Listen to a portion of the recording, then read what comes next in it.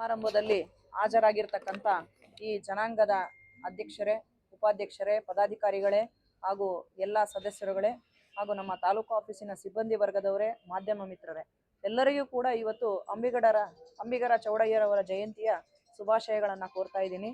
ಅಂಬಿಗರ ಚೌಡಯ್ಯ ನಿಜವಾಗ್ಲೂ ಕೂಡ ಮಹಾನ್ ಚೇತನ. ಇವರು 12ನೇ ಶತಮಾನದಲ್ಲಿ ಬದುಕಿ ಬಾಳಿದಂಥ ಉತ್ತಮ ವಚನಕಾರರು. ಅಂಬಿಗರ ಚೌಡಯ್ಯನವರ ಬಹುಮುಖ್ಯವಾದ ಕೊಡುಗೆ ಏನಪ್ಪಾ ಅಂತಂದ್ರೆ ಅನುಭವ ಮಂಟಪವನ್ನ ಸ್ಥಾಪನೆ ಮಾಡಿದ್ದು. ಅನುಭವ ಮಂಟಪದ ಸ್ಥಾಪನೆ ಅಂತಂದ್ರೆ ಈಗಿನ ಶಾಸಕಾಂಗಕ್ಕೆ ನಾವು ಅದನ್ನು ಹೋಲಿಸಬಹುದು. ಅಷ್ಟೊಂದು ಮಟ್ಟಿಗೆ ಅನುಭವ ಮಂಟಪ ತುಂಬಾ ಪ್ರಸಿದ್ಧವಾಗಿತ್ತು. ಹೆಚ್ಚು ವಿಚಾರಧಾರೆಗಳನ್ನ ಸಂಜೆ ಹೊತ್ತು ಎಲ್ಲ ಸಮಕಾಲೀನರು ಕುತ್ಕೊಂಡು ವಿಚಾರಧಾರೆಗಳನ್ನ ಯೋಚನೆ ಮಾಡ್ತಕ್ಕಂಥ ಒಂದು ಅದ್ಭುತವಾದಂಥ ಜಾಗ ಅಂದ್ರೆ ತಪ್ಪಾಗಲಾರದು. ಸೊ ಇಂಥ ಒಂದು ಕೊಡುಗೆಯನ್ನು ಕೊಟ್ಟಿದ್ದು ನಮ್ಮ ಅಂಬಿಗರ ಚೌಡಯ್ಯನವರು. ಇವರು ವೃತ್ತಿಯಲ್ಲಿ ಬೆಸ್ತರಾಗಿ ಜೀವನವನ್ನ ಪ್ರಾರಂಭ ಮಾಡ್ತಾರೆ.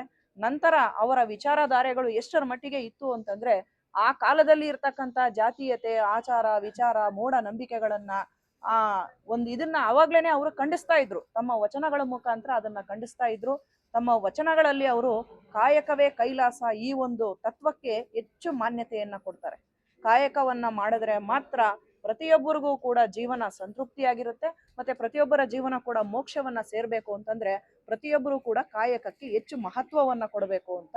ಅದೇ ನಿಟ್ಟಿನಲ್ಲಿ ನಮ್ಮ ಜನಾಂಗ, ಈ ಬೆಸ್ತರ ಜನಾಂಗದವರು ಕೂಡ ಯಾವುದೋ ಒಂದು ಕಾಯಕದಲ್ಲಿ ತೊಡಗಿ ಅವರ ಜೀವನವನ್ನ ಇವತ್ತು ನಡೆಸ್ತಾ ಇದ್ದಾರೆ. ಉತ್ತಮವಾದ ರೀತಿಯಲ್ಲಿ ಉತ್ತಮವಾದ ಆಲೋಚನೆಗಳನ್ನ ಹೊಂದಿದ್ದಾರೆ ಇವರು. ಸೊ ಅವರ ಜೀವನವನ್ನ ಅದೇ ರೀತಿ ಅವರ ಮಾರ್ಗದರ್ಶನದಲ್ಲೇ ನಡೆಸ್ತಾ ಇದ್ದಾರೆ. ನಿಜಕ್ಕೂ ಕೂಡ ಅಂಬಿಗರ ಚೌಡಯ್ಯನವರ ಆದರ್ಶಗಳು ಏನಿತ್ತು, ಅವರ ವಚನಗಳ ಸಾರಾಂಶಗಳು ಏನಿದೆ, ಇದನ್ನೆಲ್ಲ ಕೂಡ ನಾವು ಇಂದಿನ ಯುವಜನಾಂಗ ಅರ್ಥೈಸಿಕೊಂಡು ಅವರ ದಾರಿಯಲ್ಲಿ ನಡಿಬೇಕು ಅಂತ ನಾನು ತಮ್ಮಲ್ಲೆಲ್ರಿಗೂ ಅದನ್ನ ಕೋರ್ತಾ ನನ್ನ ಮಾತನ್ನ ಮುಗಿಸ್ತಾ ಇದ್ದೀನಿ. ಎಲ್ಲರಿಗೂ ಧನ್ಯವಾದ.